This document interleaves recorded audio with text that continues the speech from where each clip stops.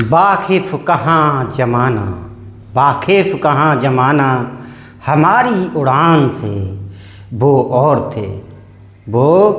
और थे जो हार गए आसमान से। कैसे हैं मेरे प्यारे बच्चों? ईश्वर की कृपा से आप सभी अच्छे होंगे। और आज हम दो चर वाले रैखिक समीकरण युग्म के अंतर्गत अगला भाग पढ़ने वाले हैं, जिसके अंतर्गत आज हम एनसीईआरटी की एक्सरसाइज 3.1 यानी कि पहली एक्सरसाइज को हल करने वाले हैं। और जिसका पहला प्रश्न जो दिया गया है वो ये है, कक्षा 10, ठीक है, कक्षा 10 के 10 विद्यार्थियों ने, कक्षा 10th के 10 विद्यार्थियों ने, कक्षा 10 है और उसके 10 विद्यार्थियों ने गणित की पहली प्रतियोगिता में भाग लिया। गणित की पहली प्रतियोगिता में भाग लिया।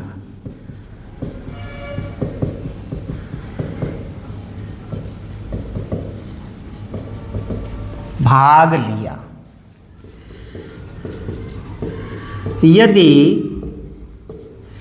लड़कियों की संख्या, ठीक है, 10 लड़के थे, 10 बच्चे थे क्लास 10th से, जिसमें कुछ लड़कियां थीं और कुछ क्या थे, लड़के थे। और दूसरी कंडीशन में वो ये कहता है कि यदि लड़कियों की संख्या लड़कों से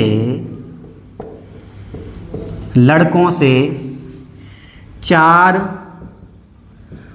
अधिक है, यदि लड़कियों की संख्या लड़कों से 4 अधिक है तो प्रतियोगिता में भाग लेने वाले, तो प्रतियोगिता में भाग लेने वाले लड़के और लड़कियों की संख्या ग्राफीय विधि से ज्ञात कीजिए। ग्राफीय विधि से ज्ञात कीजिए। बहुत ही सरल प्रश्न दिया गया है। जैसे ये जो प्रश्न है रैखिक समीकरण युग्म के अंतर्गत, तो इसमें 2 समीकरण बनते हैं। और जब 2 समीकरण बनेंगे तो सीधी सी बात है कि उस प्रश्न के अंतर्गत आपको 2 कंडीशंस दी जाएंगी या 2 शर्तें दी जाएंगी, जिसके आधार पर हमारा 2 समीकरण यानी कि रैखिक समीकरण युग्म बनेगा। तो इसमें पहली कंडीशन तो ये है कि यदि लड़कियों की संख्या लड़कों से 4 अधिक है, और एक कंडीशन ये है कि 10 विद्यार्थियों ने भाग लिया। तो उसमें सबसे पहले हम ये मान लेते हैं कि प्रतियोगिता में भाग लेने वाले लड़के और लड़कियों की संख्या, ठीक है। तो जैसे माना लड़कियों की संख्या, माना लड़कियों की जो संख्या है वो क्या है, x मान ली है, और लड़कों की जो संख्या हमने मानी है, लड़कों की संख्या मानते हैं तो वो क्या मान ली हमने, y मान ली। तो अब यहाँ से हम देखते हैं कि हमारा जो पहला समीकरण है वो क्या आ जाएगा, x + y = 10 आ जाएगा। बताइए कोई दिक्कत है क्या आपको? कोई दिक्कत नहीं होनी चाहिए, है ना, क्योंकि 10 बच्चे हैं ना, लड़के और लड़कियां 10 हैं ना, कक्षा 10 के 10 विद्यार्थी हैं, लड़के और लड़कियां कुल 10 हैं, तो x + y = 10 है। दूसरी कंडीशन में क्या कहता है? दूसरी कंडीशन में वो ये कहता है कि लड़कियों की संख्या लड़कों से 4 अधिक है। तो लड़कियों की संख्या में से लड़कों की संख्या अगर घटाएंगे तो x - y बराबर क्या आ जाएगा, 4 आ जाएगा, है ना। लड़कियों की संख्या अधिक है लड़कों से, कितनी अधिक है, 4 अधिक है, तो घटाओ भाई, घटाएंगे तो 4 आएगा, लिख दिया हमने, x - y = 4। अब पहला तो हमारा समीकरण बन गया है x + y = 10, और दूसरा जो समीकरण हमारा बना है वो x माइनस वाई बराबर 4 बना है। अब इसकी सहायता से हम क्या करेंगे, कुछ निर्देशांक x और y के ज्ञात कर लेते हैं। ठीक है, तो चलो x लिखा और y लिखा। अब यहाँ से x प्लस वाई बराबर 10 है, तो x बराबर लिखेंगे तो 10 माइनस क्या आ जाएगा, y आ जाएगा। बताइए आ जाएगा कि नहीं आ जाएगा। ठीक है, 3 बिंदु बहुत होते हैं दर्शाने के लिए। बाकी अगर उसमें सॉल्यूशन नहीं आता है तो ग्राफ पेपर पे जब बनाते हो स्केल की सहायता से, तो जहाँ प्रतिच्छेद करता है उसी बिंदु को आप ज्ञात कर लीजिए, वही उसका क्या होता है, हल होता है। ठीक है, तो यहाँ से y का मान हमने 10 रखा, x का मान 8 आ जाएगा, y का मान 3 रखा तो कितना आ जाएगा, 7 आ जाएगा, 4 रखा तो 6 आ जाएगा, और 5 रखेंगे तो कितना आ जाएगा, 5 आ जाएगा। ऐसे ही जो हमारा दूसरा समीकरण है वो 4 प्लस में क्या आ जाएगा, y आ जाएगा। ठीक है, अब जब y आ गया है तो अब यहाँ से हम क्या करेंगे, मान रखते जाएंगे। y का मान 0 रख दिया, 4 आ जाएगा, y का मान 1 रख दिया, 5 आ जाएगा, y का मान 2 रख दिया तो कितना आ जाएगा, 6 आ जाएगा, y का मान 3 रख दिया तो कितना आ जाएगा, 7 आ जाएगा। ठीक है, और यहाँ से हमें एक चीज़ सिमिलर दिखाई दे रही है और वो क्या है, 7 और 3 है। इसके बाद इसे हमें क्या करना है, ग्राफ पेपर पे दर्शाना है। ठीक है, तो ग्राफ पेपर पे आप बना लेना और बनाने के बाद इसको क्या कर देना, दर्शा देना। ठीक है, तो यहाँ से जो हमारा मान निकल के आएगा वो x बराबर कितना आएगा, 7। जो प्रतिच्छेद बिंदु होता है ना, जो प्रतिच्छेद बिंदु होता है वही हमारा क्या होता है, हल होता है समीकरण का। तो ये प्रतिच्छेद बिंदु है क्योंकि दोनों में समान आ रहा है, तो x बराबर 7 और y बराबर क्या है, 3 है।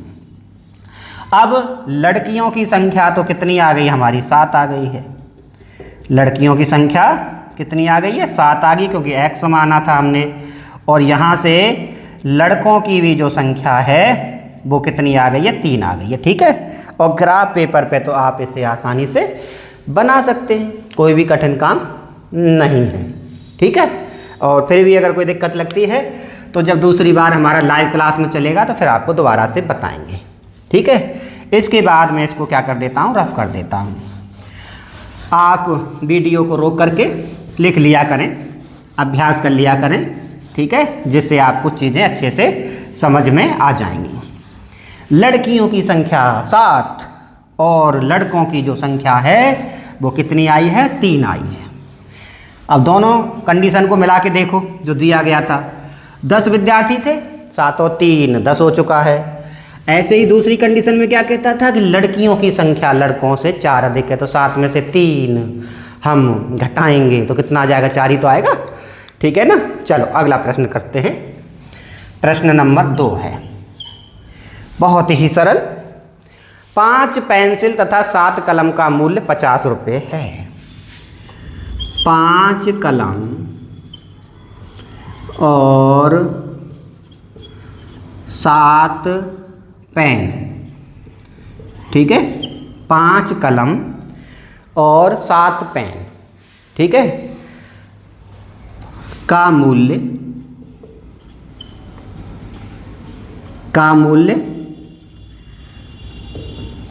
50 रुपये है। ठीक है, तथा 7 कलम तथा 7 कलम और 5 पेन। 5 पेन का मूल्य कितना है, 46 रुपये है। ठीक है, 7 कलम और 5 कलम और 7 पेन का 50 है। 7 कलम और 5 पेन का जो मूल्य है 46 रुपये है। एक पेंसिल, एक कलम और एक कलम और एक पेन का मूल्य ज्ञात कीजिए। ठीक है, और ये ज्ञात भी आपको किससे करना है, ग्राफीय विधि से ज्ञात करना है।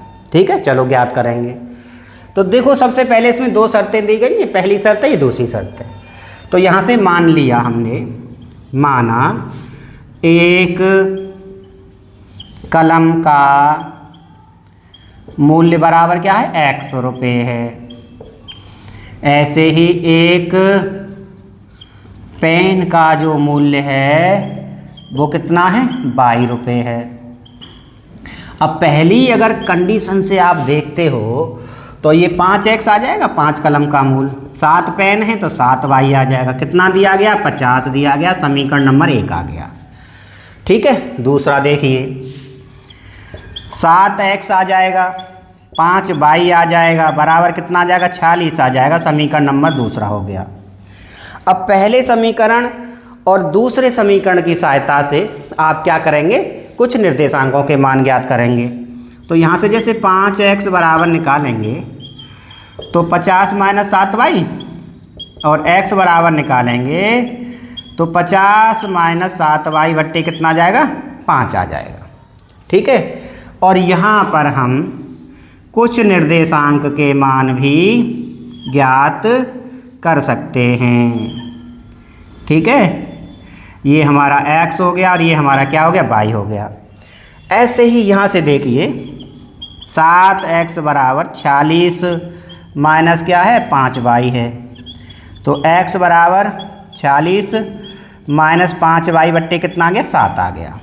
ठीक है, तो थोड़ा सा इसमें ये भी ध्यान रखना है कि हमारा जो उत्तर है वो किस में आए, राउंड फिगर में आए, है ना। तो राउंड फिगर के लिए जैसे पहले तो हमने 0 ही रख दिया, मान लो यहाँ पर y का मान 0 रख दिया, ये तो सारा 0 के 50 बचा तो कितना आ जाएगा, 10 आ जाएगा। ठीक है, समझ में आ गया। अब देखो 5 रख दो, x का मान, y का मान सॉरी, है ना, y का मान 5 रखें, 5 7 35 हो जाएगा। 15 में से 35 जाएंगे, 15 बचेंगे। ठीक है, और 15 में 5 का भाग चला जाएगा, तो 5 रख दिया। कितना रख दिया, 5। अब 5 रखा, 5 7 35 हो गया। ठीक है, और 50 में से 35 जाएंगे, 15, 5 तिया 15। एक हमारा 10 और 0 आ गया, दूसरा हमारा 3 और 5 आ गया। ऐसे ही एक और ले लेते हैं, चलो तो चलो क्या ले लेते हैं, 10 ले लेते हैं। ठीक है, 10 ले लिया तो 10 7 70 हो गया, -20 है ना, कितना बचेगा, -20 बचेगा। और 5 चौका 20, तो कितना आ जाएगा, -4 आपका आ जाएगा। ठीक है, समझ में आ गया होगा, कोई दिक्कत नहीं है। अगला देखिए, यहाँ पर यहाँ देखेंगे तो सबसे पहले तो आपका जो मान निकालेंगे x और y के लिए, तो y का 0 ही रख दो, है ना। y का 0 रखेंगे तो 7 5 35, 7 6 42, तो 6 का उसमें मान नहीं जाएगा।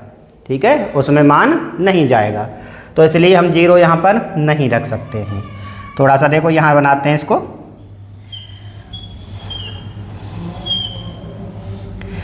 ये है हमारा x और ये है हमारा y। तो ऐसी वैल्यूज रखिए जिससे हमारा राउंड फिगर में आ जाए। तो y का मान लीजिए हम -2 रख देते हैं। कितना रख देते हैं, -2 रख देते हैं। -2 रखेंगे तो कितना आ जाएगा, 10 आ जाएगा, है ना। और 46 और 10 कितने होते हैं, 56 होते हैं। तो 7 8 कितना आ जाएगा, 56 आ जाएगा। तो यहाँ पर कितना आ गया, 8 आ गया। आ गया कि नहीं आ गया। ठीक है, -2 रखा तो कितना आ गया, 8 आ गया। ऐसे ही y का मान हम कितना रख देते हैं, 5 रख देते हैं। चलो कितना रख दें, 5 रख देते हैं। और जब 5 हम रखेंगे तो क्या होगा कि 5 5 25 हो जाएगा। और 46 में से अगर आप 25 माइनस करेंगे तो 6 में से 5 जाएगा, 1 बचेगा, 21 बच गया। 7 या कितना आ जाएगा, 21 आ जाएगा। तो काम तो हमारा यहीं पर हो चुका है, क्योंकि 3 और 5 और 3 और 5 यहाँ पर हमारा क्या है, एक प्रतिच्छेदी बिंदु आ चुका है। और प्रतिच्छेदी बिंदु से ही हमें क्या होता है, ज़्यादा मतलब होता है। ठीक है, समझ में आ गया कि नहीं आ गया।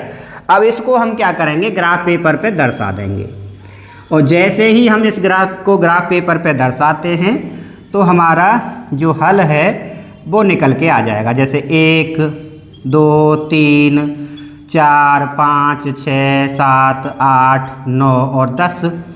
ऐसे ही -1 -2 -3 -4 -5 -6 -7 -8, ठीक है। ऐसे ही -9 और -10 ऊपर क्या होता है, प्लस होते हैं ना, 3 4 5 6 7 8 9 और 10। -1 -2 -3 -4 -5 -6 -7 -8 -9 और -10, ठीक है। तो पहले वाले को दिखाइए, x का मान 10 और y का मान 0। x का मान 10, y का मान 0, यहीं पर आएगा। x का मान 3 और y का मान कितना है, 5 है। x का मान 3 और y का मान कितना है, 5 है। तो ये 3 से ऊपर और 5 से ऊपर यहाँ पर आएगा, है ना, थोड़ा सा ये यहाँ पॉइंट आएगा। और ऐसे आप क्या करोगे, सीधा सीधा ऐसे ग्राफ पेपर पे ड्रॉ कर दोगे और इस पर जो समीकरण है उसे भी लिख दोगे, और वो है हमारा 5x। क्या है, 5x + 7y = 50। अगला देखिए, x का मान 8 और y का मान -2। x का मान 8 और y का मान कितना है, -2 है, ठीक है। और एक बिंदु 3 और क्या दिया गया, 5 दिया गया है। एक बिंदु 3 और 5 यही वाला आएगा, ठीक है। तो इसके बाद इस दोनों पॉइंट्स को हम क्या करेंगे, मिला देंगे। तो ये यहाँ पर क्या कर रहा है, प्रतिच्छेद कर रहा है। और ये हमारा जो ग्राफ है वो 7x + 5y = किसका है, 46 का है, ठीक है। तो यहाँ से x का जो मान है वो कितना आ गया, 3, और y का जो मान है वो कितना आ गया, 5 आ गया, ठीक है। तो x हमने किसको माना था, बताओ, कलम को माना था। तो एक कलम का जो मूल्य है वो कितना हो गया, 3 रुपये हो गया। और एक पेन का जो मूल्य है वो कितना हो गया, 5 रुपये हो गया, ठीक है। यहाँ हमने सिर्फ 2 पॉइंट से ही अपने क्वेश्चन को कर लिया है, ठीक है। जब आगे प्रतिस्थापन विधि पढ़ेंगे, आप विलोपन विधि पढ़ेंगे, तब आप फेमिलियर हो जाएंगे और आपको उत्तर का भी आइडिया हो जाएगा देखते ही, है ना, कि ये उत्तर आएगा। फिर उसके हिसाब से आप पॉइंट्स को भी क्या कर सकते हैं, ले सकते हैं, ठीक है। तो यहाँ आपको अच्छे से समझ में आया होगा। अब इसके बाद इसी एक्सरसाइज का आपका अगला क्वेश्चन है, उसको करते हैं। और आपने इस क्वेश्चन को लिख तो लिया ही होगा, समझ भी लिया होगा, ठीक है। अगर नहीं लिखा है तो फिर क्या करेंगे, वीडियो को दोबारा चला लेंगे और उसके बाद आप इसे अच्छे से पढ़ पाएंगे, ठीक है। तो देखिए अगला क्वेश्चन क्या कहता है। तीसरा क्वेश्चन है हमारा। तीसरे क्वेश्चन के अंतर्गत गुणांक, ठीक है, गुणांक a1 a2। तीसरा प्रश्न है, गुणांकों a1/a2 b1/b2 और c1/c2 की तुलना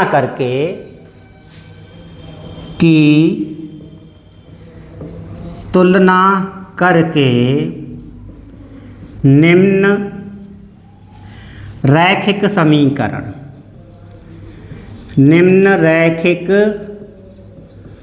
समीकरण युग्म में प्रतिच्छेदी रेखाएं, कॉमा, संपाती रेखाएं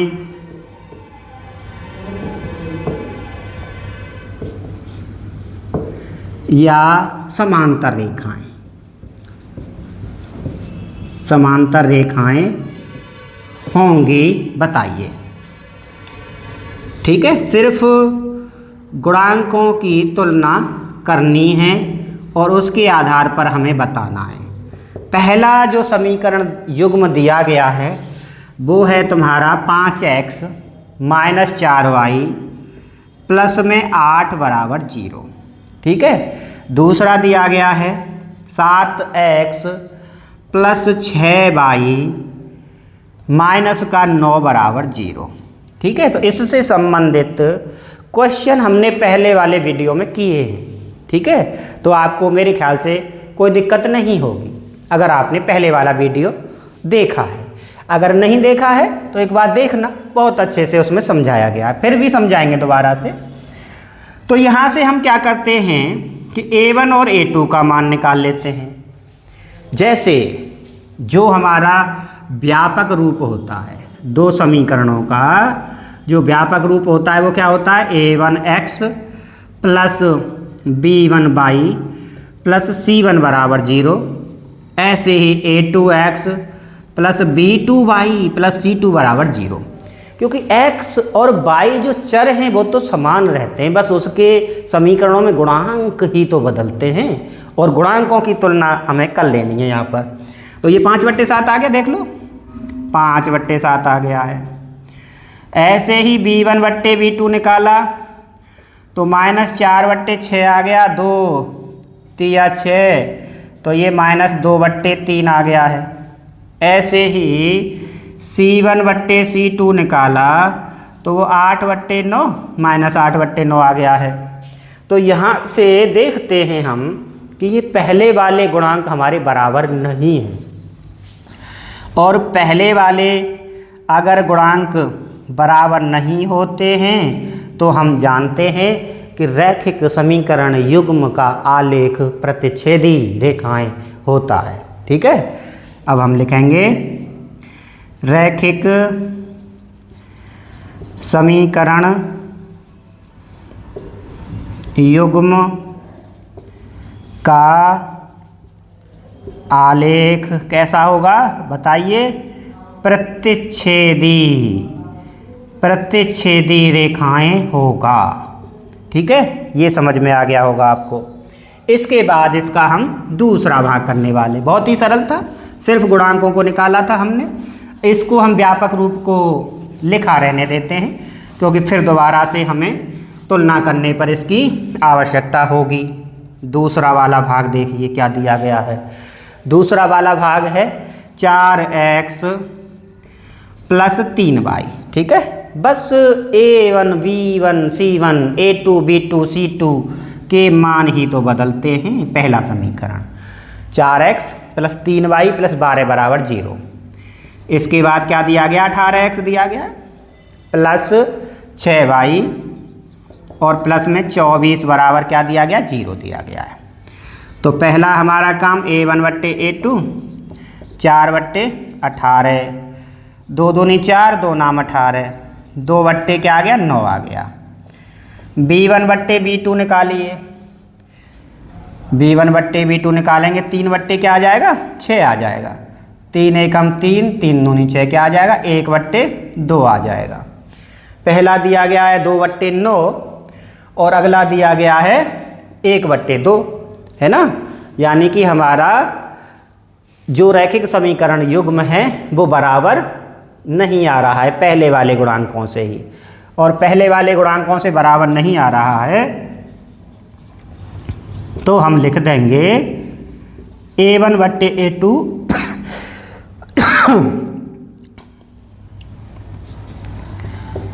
अतः रैखिक समीकरण युग्म कैसा होगा बेटा, प्रतिच्छेदी रेखाएं होगा,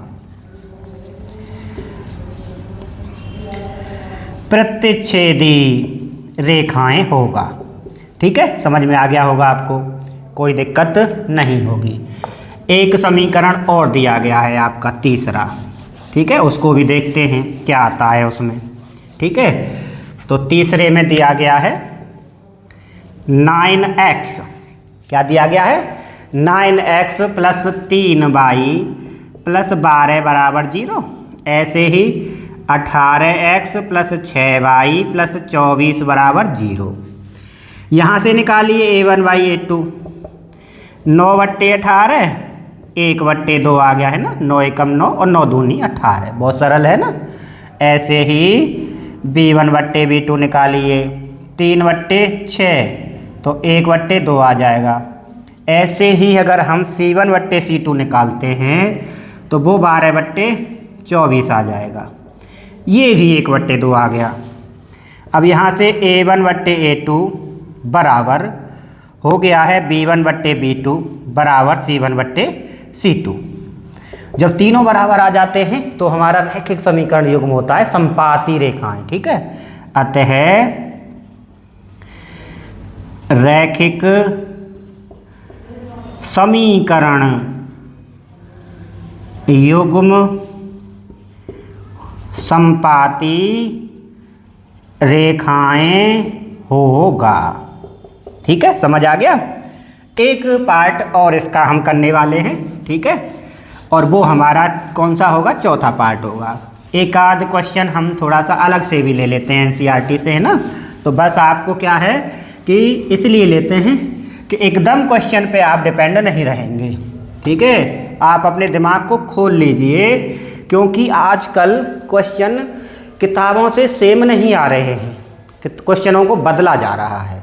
ठीक है, और जब बदला जा रहा है तो आप उसके लिए बिल्कुल चौकन्ने रहिए। किसकी तरह, अर्जुन की तरह। ठीक है, 6x जैसे अर्जुन को मछली की आंख दिखाई दे रही थी, ऐसे ही आपको एग्जाम में अपनी सफलता और अपनी परफॉर्मेंस दिखाई देनी चाहिए। 6x - 3y, 6x - 3y plus में 10 बराबर क्या दिया गया, 0 दिया गया है। ठीक है, अगला देखिए 2x है ना, 2x - y और प्लस में 9 बराबर क्या दिया गया, 0 दिया गया है। A1/A2 व्यापक रूप लिख देते हैं, जिसकी कि हमें बहुत आवश्यकता है। A1x + B1y + C1 बराबर 0। ऐसे ही A2x + B2y + C2 बराबर क्या हो गया, 0 हो गया। तो A1/A2 लिखा तो 6/2, 2 एकम 2, 2 तिया 6, 3/1 आ गया। B1/B2 लिखो -3/-1 तो बराबर 3/1 आ जाएगा। ऐसे ही C1/C2 लिखेंगे तो 10/9 आ जाएगा। तो यहाँ से हमारी शर्तें क्या निकल के आ रही हैं, A1/A2 बराबर B1/B2 है, लेकिन C1/C2 के बराबर नहीं है। तो लिखा जाएगा अतः रैखिक समीकरण युग्म कैसा होगा, समांतर रेखाएं होगा। रैखिक समीकरण युग्म कैसा होगा, समांतर रेखाएं होगा। ठीक है, एक बार पहले वाले वीडियो को भी आप थोड़ा सा रिवाइज कर लेना, जिससे कि एनसीईआरटी को तो आप खुद भी कर पाएंगे, है ना। मेरी कोशिश यही रहती है कि पहले मैं जो कॉन्सेप्ट हैं उनको सबको बता दूं, खूब सारे क्वेश्चंस करा दूं, तो जो एनसीईआरटी है उसको आप खुद कर पाएँ। या आपके पास कोई भी प्रकाशन की किताब चलती है, किसी भी बोर्ड में है, चाहे राजस्थान बोर्ड में है, बिहार बोर्ड में है, हिमाचल में है, किसी भी बोर्ड में है ऑल ओवर इंडिया में, तो आप अपने क्वेश्चंस को बड़ी आसानी के साथ कर पाएँ। आज के लिए इतना ही। बहुत बहुत धन्यवाद बच्चों।